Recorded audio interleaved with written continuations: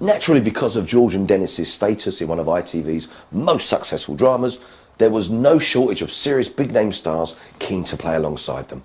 Hello, Arthur. How's tricks? No idea, Tic Tac. I'm an entrepreneur, not a member of the Magic Circle. Look, I don't want you to think I'm being rude or anything, Charlie, but have you ever considered the Scargill diet? Done wonders for early doors. Get out! Arthur Daly. Who wants to know? Like a word with you. Inside. What are you going to do about it? There's nothing I can do about it. I'm bust. Broke. No, if you want to see a really professional entrepreneur, look at her at number 10. A very clever woman. Clever? Bloody genius. What do you do with yourself when you're back in Bloody? Listen, that. I thought so. By the way, have you ever thought about a hairpiece yourself? I think Sir's macho image might be greatly enhanced with a Burt Reynolds, one of our range. If you can keep your head when all about you are losing theirs. You'll be on a nice little earner in the end, my son. What's all this here? Oh, would you, A Gordon's martini, very dry with a twist.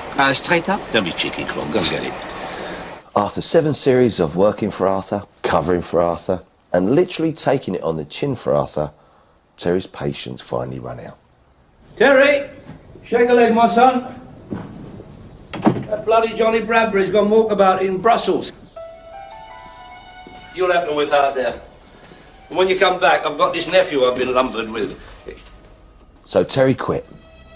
He jacked it in and left for Australia, leaving Arthur to his own dodgy devices. I couldn't believe it, and nor could Arthur. Luckily for us, though, in 1991, the programme was relaunched with Gary Webster, replacing Dennis Waterman. What do you want to do with your life, Ray? I don't want to spend it nicking car radios like most of me mates. I want to get into tie-wearing activities. Be a captain of industry like you, Uncle Arthur. Major, Ray. Major. It was Arthur's nephew. He needed a job. Terry had gone missing. So Arthur really just took him on as a bit of a family favour, having no idea of his fighting skills, you know. Oh, you've had a run of bad luck, Daly. That Taylor's done me with you. He's been giving cars and videos away, hasn't he? But if there was any thoughts that he wasn't up to the job, he quickly dispelled them. Right. In fact, he'd only been in the show 21 minutes before he had his first ruck.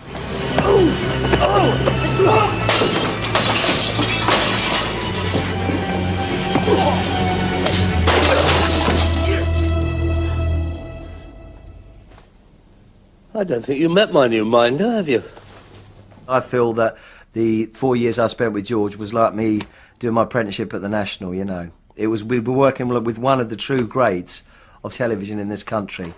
I still don't see how these are going to help, Arthur. Well, it's not the waxworks as themselves, Ray. It's what they represent. It came to me in a flash. With a little rejigging, they could stand for everything England has to offer in corporate entertainment. Well, give me a for instance. Lord Nelson, he's your heritage. Dick Whittington, pageantry, Lord Mayor's show, all that. Yeah, what about Marilyn then? That's Danny LaRue. What, representing dressing up as a woman? Cabaret. All right, so you got your heritage. Your pageantry, your cabaret. What's Gordon a cartoon represent? Sport. Sport? Yeah. Pull the spear out, stick it in his hand, whack a dicky bow on him. Dead ringer for Cliff Thorburn, snooker, at which we are world champions. Yeah, Cliff Thorburns Canadian.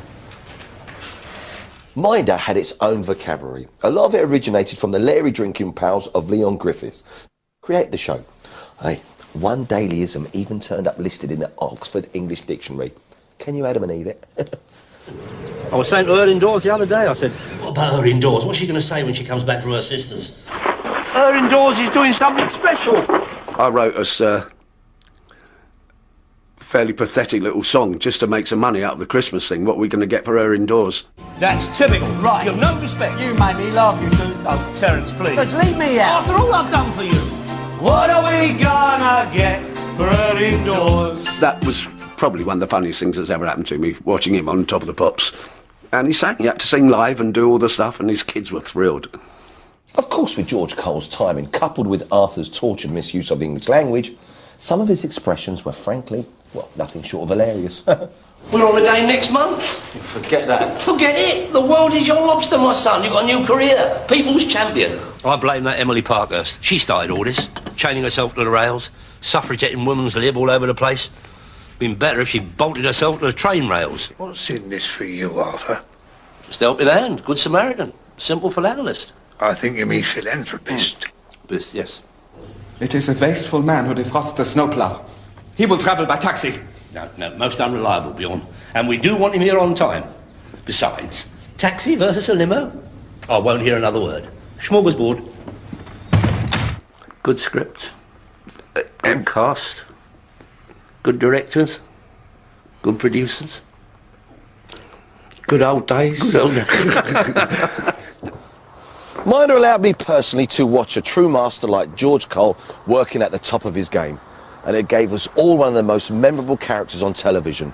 Of course, Arthur Daly. Yeah, he's been emulated, but he's never been bettered. Deep down, I think there's even a bit of Arthur in Alfie Moon. Still, best jog on. I've got her indoors to get home to, and I cannot wait. You be lucky.